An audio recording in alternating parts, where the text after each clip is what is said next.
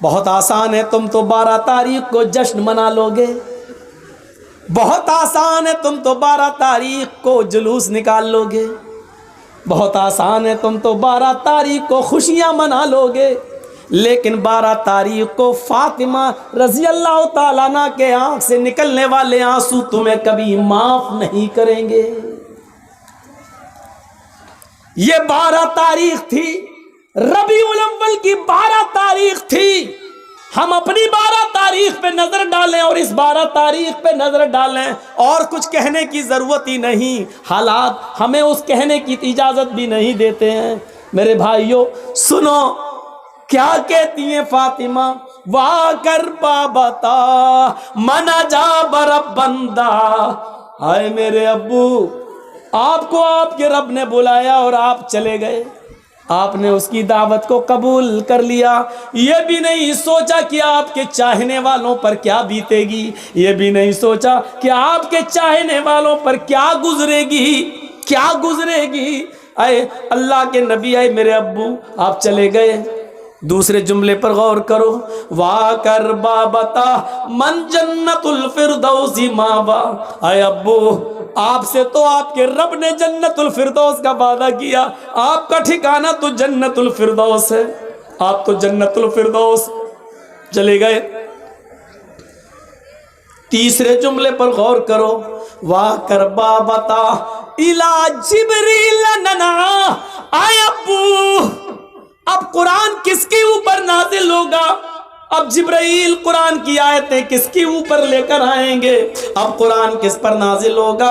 آپ نہیں تو قرآن بھی بند ہو جائے گا، اس کی آیتیں نازل ہونا بھی بند ہو جائے گا، اس لیے کہ صاحب قرآن ہی نہیں رہا تو قرآن کس پر نازل ہو؟ نہیں، اے ابو، میں جبریل کو منع کر دوں گی اب وہ قرآن لے کر نہ آئے، اے ابو، اب میں جبریل کو روک دوں گی اب وہ قرآن لے کر نہ آئے، اس لیے کہ صاحب قرآن نہ رہا اس دنیا میں، صاحب قرآن اب نہ رہا۔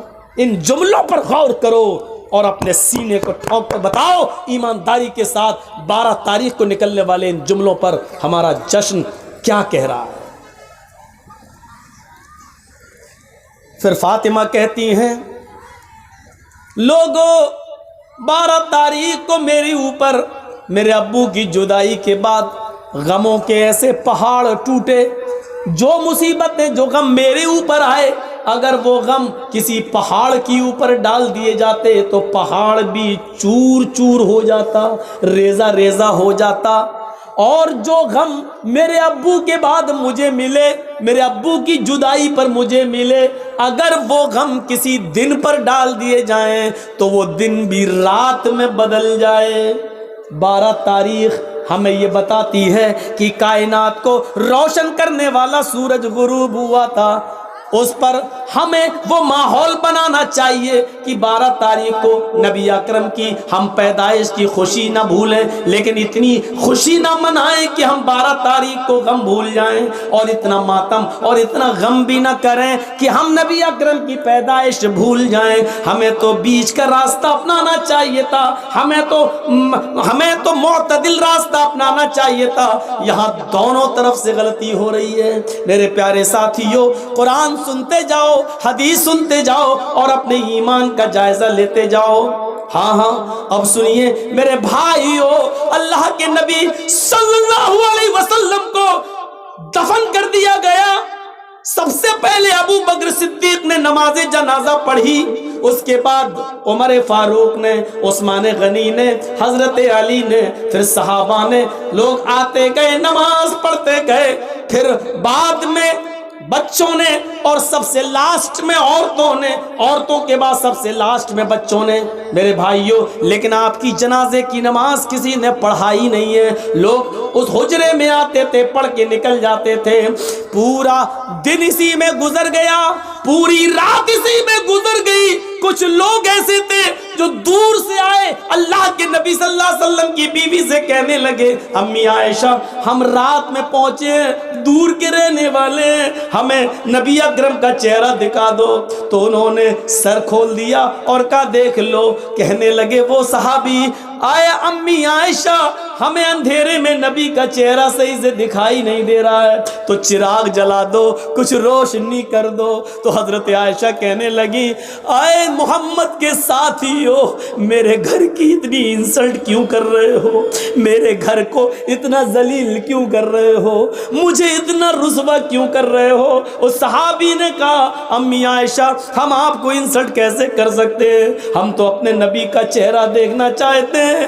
تو امی عائشہ نے کہا لوگو میرے گھر میں اتنا تیل بھی نہیں ہے کہ میں چراغ جلا کر تمہیں محمد رسول اللہ کا چہرہ دکھا سکوں۔ یہ اس گھر کا حال ہے۔ افسانے تم نے بہت سنے ہوں گے، آؤ محمد رسول اللہ کی زندگی کے بارے میں ذرا ہم سے بھی سن لو اور اپنے دل سے فیصلہ کرو، اور کل چائے کی ہوٹلوں میں بیٹھ کے بتانا کہ مولوی جرجیس نبی کو مانتا ہے یا نہیں مانتا۔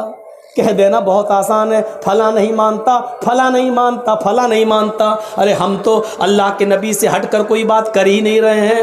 تعجب تو یہ ہے کہ تم ہندوستان کی بات کرو تو پکے مسلمان، تم اجمیر کی بدایوں کی کچھوچا کی بات کرو تو پکے مسلمان، ہم مکے کی بات کریں اور مدینے کی بات کریں تو ہم نبی کو مانتے ہی نہیں۔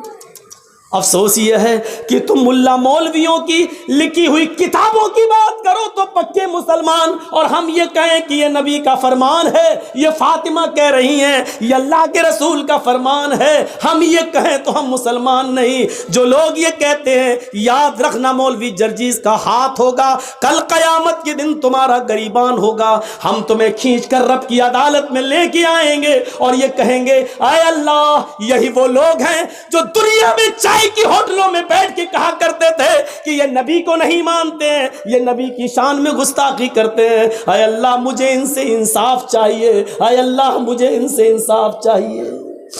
میرا ہاتھ ہوگا تمہارے گریبان ہوں گے، یہ سوچ سمجھ کر کسی پر الزام لگانا۔ آؤ میرے بھائیو آگے چلو، چلو آگے۔ حضرت محمد رسول اللہ کی جنازے کی نماز پڑھ لی جاتی ہے، دفن کر دیا جاتا ہے، اور دفنانے کے بعد پہلی اذان کا وقت ہوتا ہے۔ حضرت بلال کو آواز دی جا رہی ہے این البلال، بلال کہاں ہے؟ بلال خاموش کھڑے۔ لوگوں نے کہا بلال کیا ہوا؟ اذان دو، وقت ہو گیا ہے۔ حضرت بلال نے منع کر دیا، لوگوں حضرت بلال نے منع کر دیا، لوگوں محمد رسول اللہ کے رخصت ہو جانے کے بعد اب ہم سے اذان کے لیے مت کہو۔ اللہ کے رسول جب سامنے کھڑے ہو جاتے تھے تو اشہد ان محمد رسول اللہ کہتے ہوئے میں ان کے چہرے کا دیدار کرتا تھا۔ اب نبی ہمارے سامنے کھڑے نہیں ہوں گے تو میں کس کا چہرہ دیکھوں گا؟ حضرت بلال اس حد تک نبی اکرم کی جدائی میں اس حد تک چلے گئے کہ وہ جہاں گلی جس گلی میں جاتے یہی کہتے ہیں اللہ کے رسول مجھ سے کیا غلطی ہو گئی، مجھے چھوڑ کے کیوں چلے گئے؟ اے میرے نبی میں نے کیا خطا کی، مجھے چھوڑ کے آپ چلے گئے؟ یہ ان کی زبان سے جملے نکلنے لگے۔ لوگوں نے ان کو مدینے سے باہر بھیج دیا، یہاں رہیں گے مسجد نبی کے بغل میں روضہ رسول کو، نبی اکرم کی قبر کو دیکھیں گے تو یہ نبی کو بہت یاد کریں گے۔ چلو ان کو کچھ مہینوں کے لیے باہر بھیج دیں۔ 6 مہینے تک وہ ملک شام میں رہے، اور 6 مہینے کے بعد انہوں نے نبی اکرم کو خواب میں دیکھا۔ 6 مہینے کے بعد خواب میں دیکھا تو کہا، اللہ کے نبی خواب میں ان سے کہہ رہے ہیں اے بلال تو میرا مدینہ چھوڑ کے کہاں چلا گیا؟ اے بلال تو میری قربت چھوڑ کے کہاں چلا گیا؟ اے بلال تو میری نزدیکی چھوڑ کے کہاں چلا گیا؟ اے بلال تو مدینے میں واپس آ جا۔ فجر کی نماز پڑھتے ہی گھوڑا دوڑا دیا اور چلنے لگے۔ لوگوں نے کہا بلال کہاں جا رہے ہو؟ کہنے لگے مجھے میرے آقا نے بلایا ہے، مجھے میرے نبی نے بلایا ہے، اب شام چھوڑ کر میں مدینے کی طرف جا رہا ہوں۔ 6 مہینے کے بعد مدینے آئے، مدینے میں پہنچ کر فوراً لوگوں سے پوچھا کہ مجھے محمد رسول اللہ کی بیٹی فاطمہ سے ملواؤ۔ فاطمہ رضی اللہ تعالیٰ عنہا کی شکل محمد رسول اللہ سے اپنے ابو سے بہت ملتی جلتی تھی، بہت حد تک ایک تھی۔ لوگوں مجھے فاطمہ کا چہرہ دیکھ لینے دو کہ ان کو دیکھ کر میں محمد رسول اللہ کو یاد کر لوں گا۔ لوگوں نے کہا بلال تم مدینے سے باہر تھے، ٹیلی گرام کا اور موبائل کا زمانہ نہیں تھا۔ اے بلال تمہارے آنے سے چند دن پہلے محمد رسول اللہ کی بیٹی حضرت فاطمہ بھی اس دنیا سے چل بسی، وہ بھی اللہ کو پیاری ہو گئی، وہ بھی اب اس دنیا میں نہیں رہی۔ نظریں آسمان پہ ڈالی، اے اللہ نبی کا غم ابھی بھولا نہیں تھا، کیا ایک اور غم میرے اوپر آ گیا، فاطمہ بھی اس دنیا میں نہ رہی۔ زبان سے نکلا انا للہ و انا الیہ راجعون۔ کسی طرح خاموش ہوئے، باتیں ہوئیں، اور تھوڑی دیر کے بعد اذان کا وقت ہو گیا۔ لوگوں نے کہا بلال مہینے گزر گئے تمہاری اذان نہیں سنی، بلال آج اذان دے دو۔ کہنے لگے نبی اکرم کے رخصت ہونے کے بعد اب اذان کے کلمات مجھ سے نہ دلواؤ۔ ادھر نبی کے نواسے حسن آ گئے، ادھر حسین آ گئے۔ دونوں کہنے لگے اے بلال جانتے ہو ہم کون ہیں؟ ان دونوں کو اپنے دونوں ہاتھ سے دبایا، تم دونوں نبی اکرم کے نواسے ہو۔ میرے نانا نے کیا کہا تھا، جس نے میرے نواسوں کا دل توڑا اس نے محمد الرسول اللہ کا دل توڑا۔ اے بلال تمہیں اذان دینا پڑے گی آج، یہ محمد الرسول اللہ کے نواسوں کی خواہش ہے۔ بلال رونے لگے، چیخ پڑے اے حسن اے حسین، تمہاری زبان سے نکلنے والے لفظوں کو اور تمہاری خواہش کو تمہارے نانا نے نہیں توڑا تو میں کیسے توڑ سکتا ہوں؟ میں اذان دوں گا۔ وضو بنایا، اذان دینے کے لیے کھڑے ہو گئے۔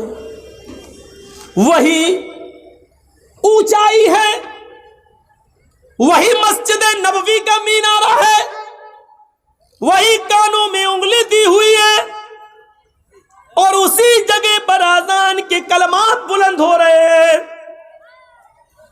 حضرت بلال کی اذان سننے کے لیے لوگوں نے پہلے ہی مسجد بھر دی۔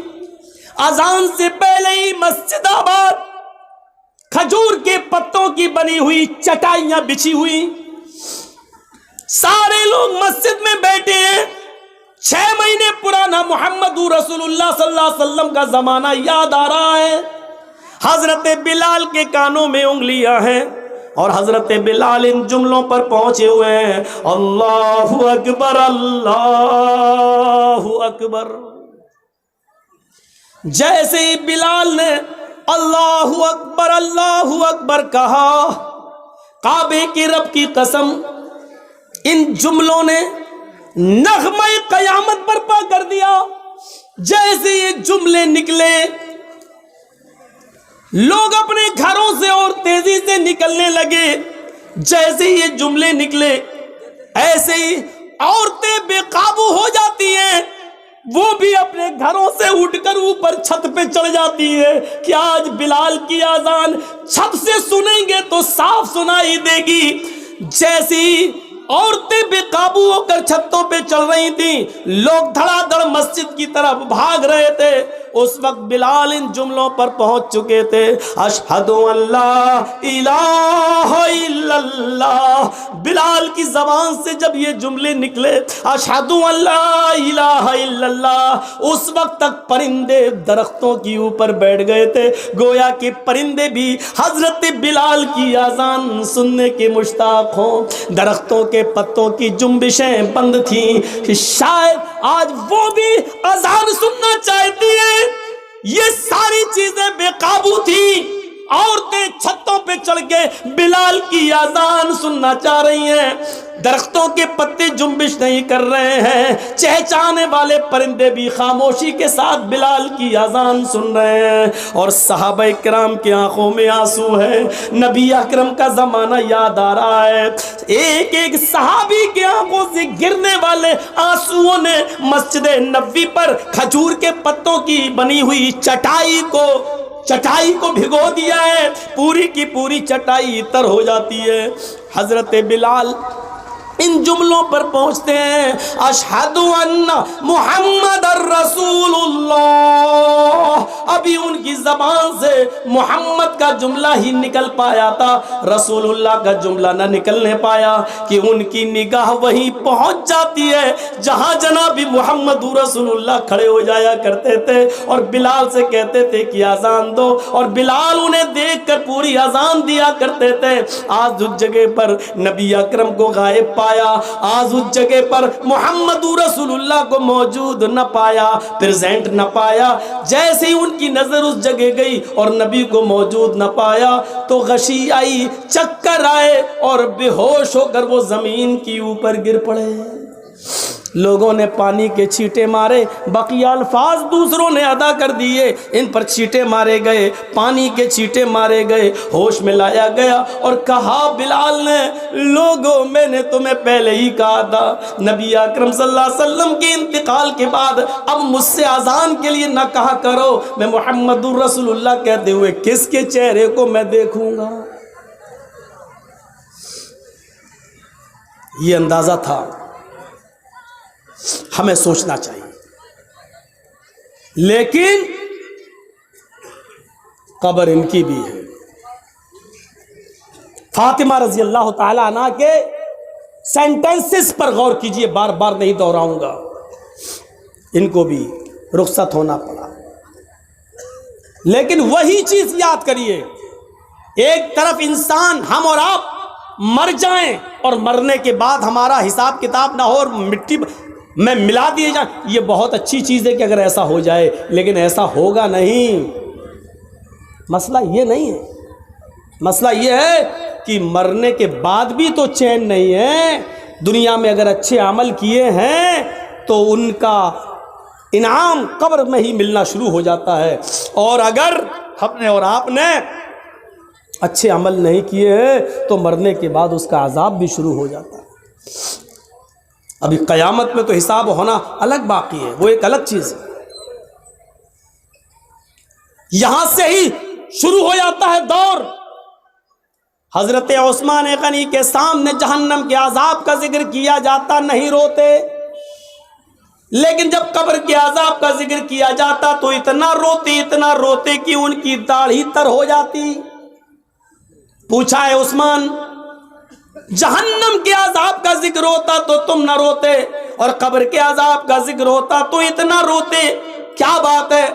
فرمایا لوگوں، یہ قبر آخرت کی منزلوں میں سے پہلی منزل ہے۔ فَإِنَّ الْقَبْرَ أَوَّلُ مَنزِلٍ مِّن مَّنَازِلِ الْآخِرَةِ، آخرت کی منزلوں میں سے پہلی منزل ہے قبر۔ جو اس قبر میں سوال و جواب میں پاس ہو گیا، جو یہاں کامیاب ہو گیا، وہ ساری منزلوں میں کامیاب ہو جائے گا، آخرت کی اور دوسری سیڑھیوں پر چڑھ لے گا۔ لیکن جو اس سیڑھی سے پھسل گیا، جو یہاں ناکام ہوا، وہ آخرت کی تمام منزلوں میں ناکام رہے گا۔ یہ تھا عثمان رضی اللہ تعالیٰ عنہ کا حال، جو جہنم کے عذاب کا ذکر سنتے تو نہیں روتے، لیکن قبر کا عذاب جب ان کے سامنے پیش کیا جاتا تو وہ روتے، ان کی آنکھوں سے آنسو گرنے لگتے۔ ہمیں یہ احساس کب ہوگا، کب ہم جانیں گے، کب قیامت کا خوف اور جہنم کا ڈر ہمارے دلوں میں پیدا ہوگا؟ جبکہ آپ کو معلوم ہے قرآن بھرا پڑا ہے، چیخ چیخ کر اعلان کرتا ہے، اِذَا أُلْقُوا فِيهَا سَمِعُوا لَهَا شَهِيقًا وَهِيَ تَفُورُ۔ جب جہنمیوں کو جہنم میں ڈالا جائے گا، اذا القوا فیہا سمعوا، بد اعمالوں کو، بد کرتوتوں کو جب جہنم میں ڈالا جائے گا، سمعوا، وہ ایک دردناک اور چیختی ہوئی جہنم کی آواز سنیں گے. اذا القوا فیہا سمعوا لہا شہیقا وہی تفور، جہنم چیخے گی، دہاڑے مار رہی ہوگی، وہی تفور، اس حال میں کہ وہ جوش میں ہوگی، جوش میں بھری ہوئی ہوگی، وہ جوش میں بھری ہوئی ہوگی، بھڑک رہی ہوگی وہ جہنم.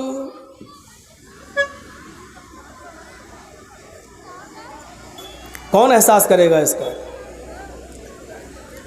تکاد تمیز من الغیظ، ایسی بھڑک رہی ہوگی، ایسا لگے گا اس کو دیکھ کر کہ ابھی ابھی یہ غصے میں مجھ پر پھٹ پڑے گی. تکاد تمیز من الغیظ، ایسا لگے گا کہ غیظ و غضب میں یہ پھوٹ پڑے گی ہمارے اوپر.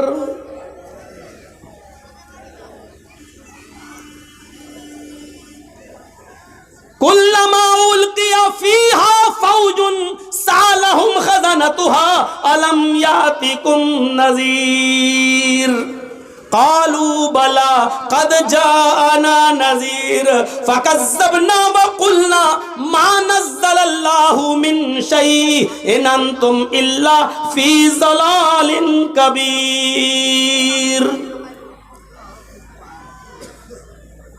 جب جب جہنم میں ڈالا جائے گا جہنمیوں کو تو سالہم خزنتها، اس گروہ سے، جہنمیوں سے جہنم کا داروغہ سوال کرے گا، جہنم کا مالک پوچھے گا الم یاتیکم نذیر، آئے جہنمیوں کیا تمہارے پاس کوئی نبی نہیں آیا تھا؟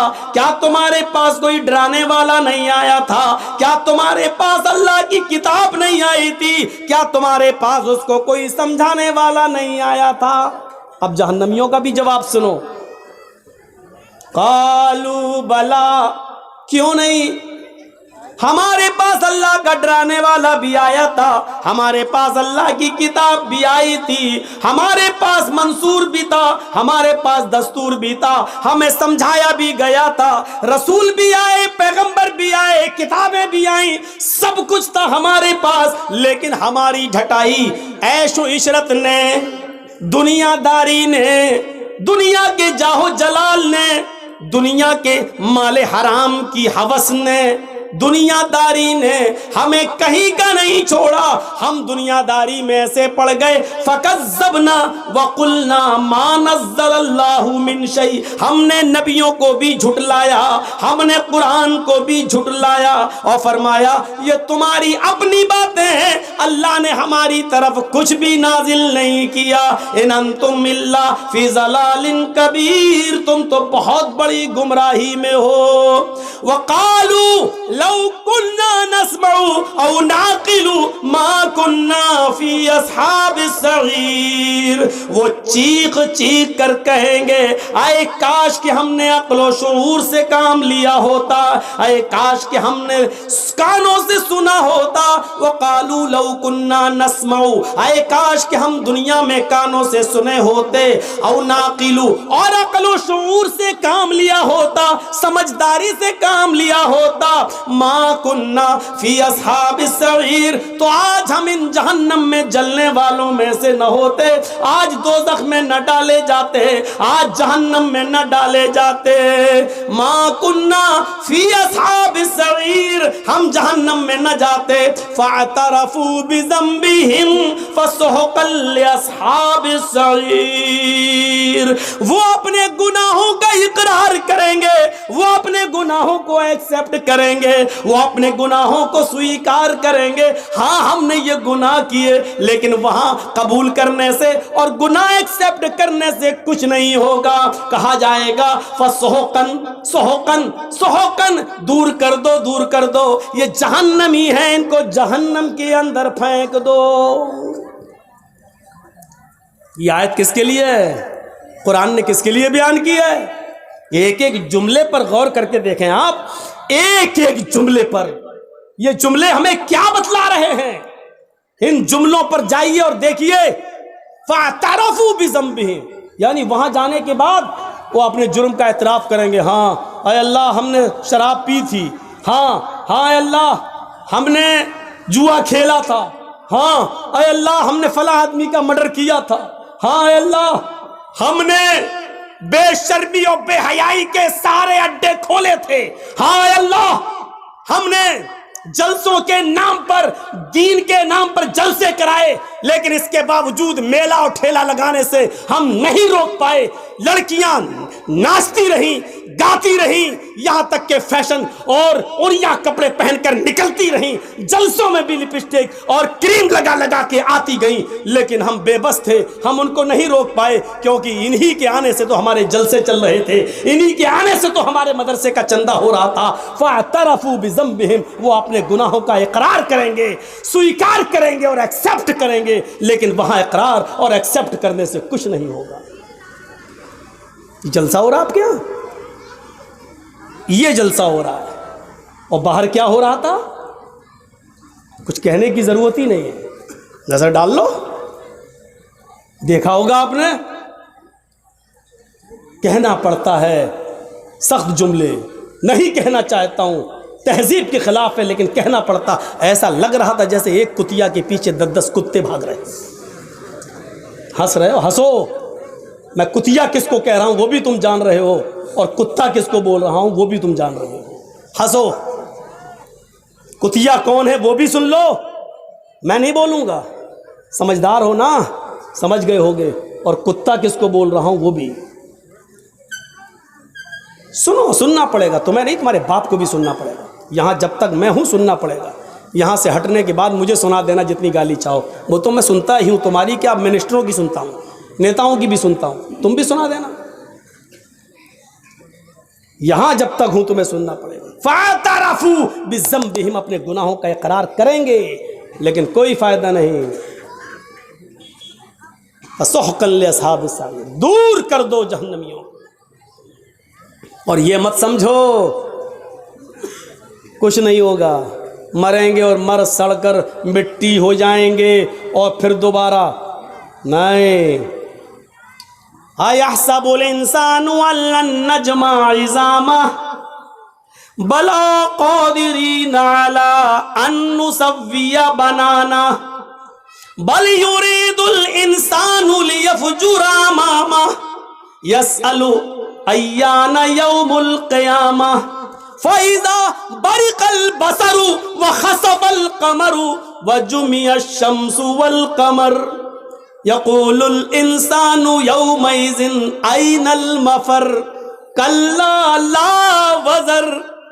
ایک ایک لفظ پر ایمان لاؤ قرآن کے. انسانوں تم نے یہ سوچ رکھا ہے اللہ ہماری ہڈیوں کو دوبارہ جمع نہیں کر پائے گا. أَيَحْسَبُ الْإِنسَانُ أَن لَّن نَّجْمَعَ عِظَامَهُ، کیا انسان یہ سوچا بیٹھا ہے کہ أَن نَّجْمَعَ عِظَامَهُ، ہم اس کی ہڈیوں کو اکٹھا نہیں کر پائیں گے، ہم اس کی ہڈیوں کو جمع نہیں کر پائیں گے، ہم اس کی ہڈیوں کو اکترت نہیں کر پائیں گے. اے انسان یہ تیری سوچ ہے، تیری گھٹیا سوچ ہے. ارے ہڈیاں تو بہت دور کی بات. بلا قادرین علی ان نسوی بنانا، ہم تو تیرے انگلیوں کے پور کو بھی، ہم تو تیرے انگلیوں کے پور کو بھی دوبارہ بنانے پر قادر ہیں. یہ انگلیوں کا پور جانتے ہو نا، اللہ نے 1400 سال پہلے کہا ان پوروں کو بھی بنانے پہ قادر ہے. یہی پور تو ہے سب کچھ. ہمارا انگلی، یہ انگلی اور آپ کی انگلی کبھی ٹچ نہیں ہو سکتی ہے، ایک ہو ہی نہیں سکتی ہے. اور پوری دنیا کے انسانوں کی انگلی، فنگر ایک دوسرے سے الگ ہیں. آپ دیکھ لیجئے. ابھی اگر ہم اس پہ ہاتھ رکھ دیں، آدھار کارڈ جو بنتا ہے آپ نے دیکھا ہوگا، یا پاسپورٹ وغیرہ، تو آپ فنگر پرنٹ لیے جا رہا ہے نا، یہ آپ جیسے ہی رکھیں گے، کیا نام ہے مولانا جرجیز جھوٹ بول کے جا رہے ہیں، کیا نام ہے، پاسپورٹ سلیمان صاحب کے نام سے بنوا لیا ہے جرجیز، بھاگنا ہے. मोदी साहब ने ऐलान कर दिया, जर्जी साहब जहाँ मिले उनको पकड़ो। जर्जी साहब भाग रहे हैं, सुलेमान के नाम से पासपोर्ट बना दिया। जैसे ही गए एयरपोर्ट पे फिंगरप्रिंट लिया जा रहा है, जैसी उंगली रखी उसमें नाम आ गया मोहम्मद जर्जीस। कहाँ जा रहा है? तो सुलेमान नहीं, जर्जीस है। मेरी उंगलियों के फिंगर आपकी उंगली आपके फिंगर से अलग हैं, और पूरी दुनिया में करोड़ों नहीं अरबों इंसान है और सबका एक दूसरे से अलग है, एक हो ही नहीं सकता। ये अल्लाह, ये एक उंगली का कमाल है। देख रहे हैं आप इसमें कितने जर्रात हैं। कोई साइंटिस्ट बना देगा इस उंगली को?